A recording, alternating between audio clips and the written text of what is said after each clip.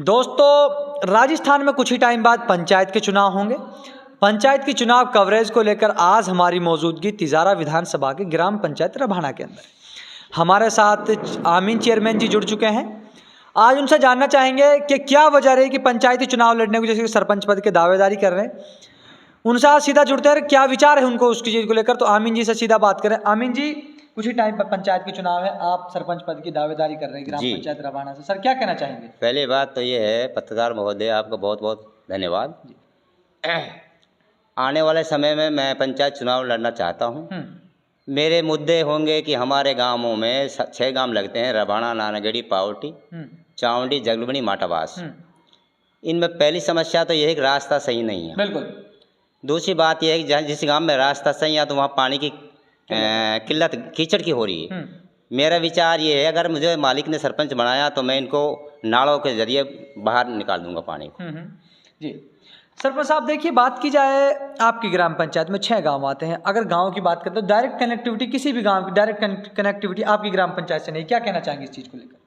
नहीं, मेरे सभी 36 बिरादरी की बात करता हूँ मैं, एक कौम की बात नहीं करता। मुझे 17 साल होगा चेयरमैन का, लगातार बनता आ रहा हूँ मैं। मेरी ऐसी कोई बुराई है नहीं क्षेत्र में। और मैं 80 तक मैट्रिक करके 80 के बाद मैं राजनीतिक में रहा हूँ। और मैंने आज तक कोई मतलब सब अच्छे गरीब के साथ, अमीर के साथ, सबके साथ रात को, अगर रात को भी कोई कहता है 24 घंटे तैयार रहता हूँ जाने के लिए। आमीन जी, बात की जाए आपकी ग्राम पंचायत को लेकर, आपकी जो ग्राम पंचायत है खेती से जुड़ी हुई ग्राम पंचायत है। सर, बिजली व्यवस्था को लेकर क्या कहना चाहेंगे? इस टाइम खेतियों का टाइम चल रहा, फसलों का टाइम। नहीं, बिजली अच्छी आ रही है हमारे बिनौलिया में ही GSS है। कोई दिक्कत नहीं है बिजली की। और हमारे बिजली की तो कोई कमी नहीं है, ठीक आ रही है। अगर देखिए, सरकार का सरपंच साहब कुछ जैसे जल जीवन मिशन चल रहा है, JJM को लेकर क्या कहना चाहेंगे? नहीं, हमारे जल जीवन में 2 चावंडी में टंकी बन चुकी है। और बाकी माटावास और जगलबनी में डायरेक्ट लाइन दी है।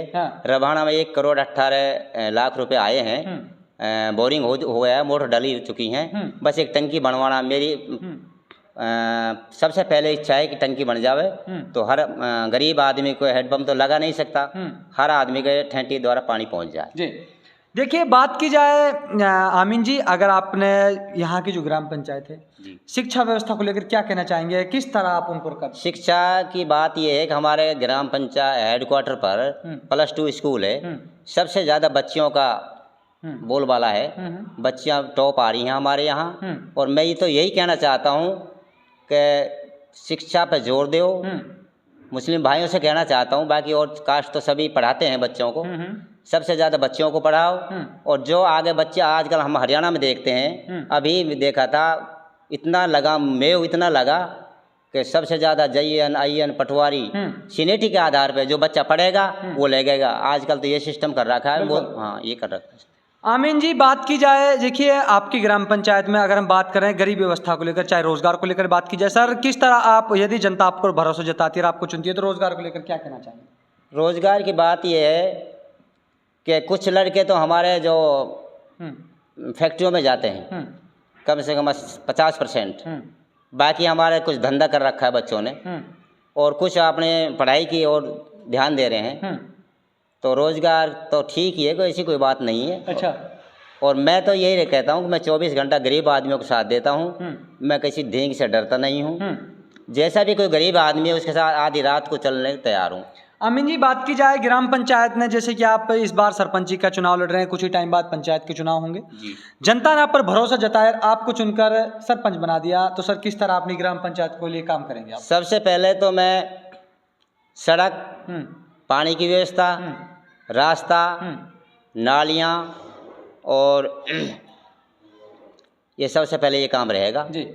और जो आजकल ये PM क्या बोलते हैं उसको, PM आवास है, गरीबों को लिए सबसे ज़्यादा PM आवास दिलाएंगे। जी सरपंच साहब, देखिए, बात की जाए, आपने सभी मुद्दों पर बात की, लेकिन सरपंच साहब, मैं एक सवाल आपसे करना चाहूँगा स्वास्थ्य को लेकर। अगर स्वास्थ्य को लेकर बात की जाए, तिजारा आपसे यहाँ से करीब 10 से 12 किलोमीटर की दूरी पर है, और जबकि आपका टपुकड़ा की बात, वो भी 10 से 12 किलोमीटर की दूरी पर है।